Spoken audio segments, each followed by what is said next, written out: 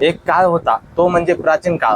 त्या काळामध्ये पूर्ण सगळीकडे झाडेच झाडे होते, सारीकडे जंगले होते, सगळीकडे हिरवंगार होतं। त्या काळातील उन्हाळा म्हणजे ह्या काळातील हिवाळा होता। एवढं थंडगार वातावरण होतं, म्हणजेच एवढं कमी ऊन लागत होतं। मग आली मनुष्य नावाची प्रजाती, त्यांनी आपल्या स्वार्थासाठी झाडे तोडून वस्त्या निर्माण केल्या। त्यामुळे जंगली प्राण्यांची राहण्याची व्यवस्था कमी झाली।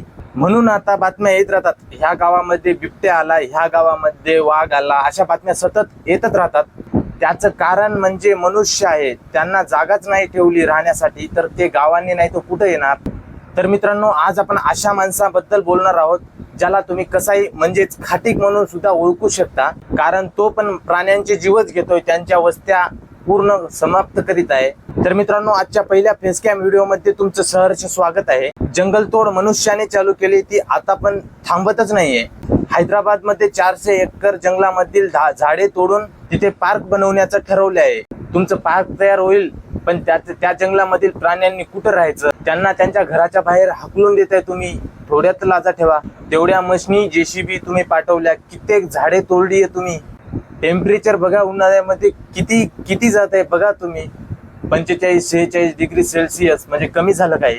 कमीत कमी अर्धा जंगल तुम्ही पार केलेला आहे, अर्धा जंगल कमीत कमी।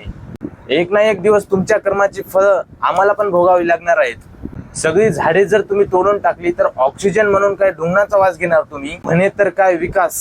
झाडे तोडून विकास होतो का? काय ते हरिण मोर काय रडतायत, त्यांच्या ओरडण्याचा आवाज ऐकून थोडं तर काळजाला पाणी सुटायला पाहिजे, थोडं तर सुटायला पाहिजे। दगडाची काळज आहेत का तुमची?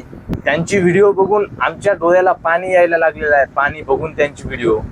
आता सध्या पाहिजे तर त्याचं काम थांबलेलं आहे। आता ज्या ठिकाणची तुम्ही झाडे तोडलेलं आहे त्या ठिकाणी नवीन झाडे लावा। मान्य आहे, त्या झाडांना मोठं होण्यासाठी टाइम लागेल, खूप वर्ष लागतील। आणि व्हिडिओ इतका शेअर करा की त्यांची नजर सुद्धा त्या जंगलाकडे परत गेलीच नाही पाहिजे, एवढा व्हिडिओ शेअर करा। तर मित्रांनो, भेटू आपण पुढच्या व्हिडिओमध्ये, तोपर्यंत बाय।